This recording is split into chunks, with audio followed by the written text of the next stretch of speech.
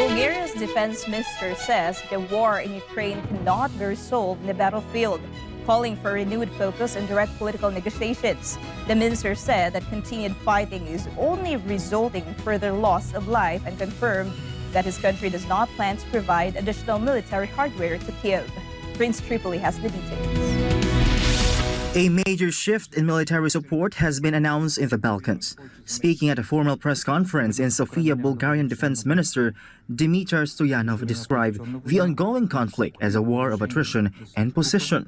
Stoyanov firmly stated that peeling more equipment into the theater of war will not yield a decisive military breakthrough for either nation. Войната в Украйна няма да бъде решена на бойното поле. Виждаме една позиционна война и колкото и въоръжение да се трупа, единствено, което се получава е загуба на човешки животи. Време е да се седне на масата на преговори.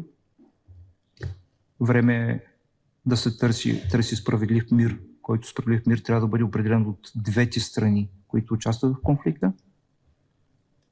Разбира се, ролята на Европейския съюз е изключително важна. Трудно би се отдала тази роля да бъде роля на медиатор, поради простата причина, че така или иначе Европейския съюз е подпомагал Украйна в нейните усилия в тази война.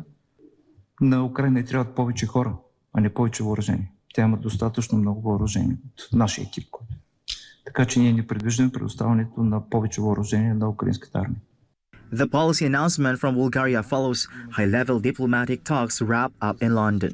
Ukrainian President Vladimir Zelensky traveled to Downing Street to meet with British Prime Minister Keir Starmer, French President Emmanuel Macron, and German Chancellor Friedrich Merz.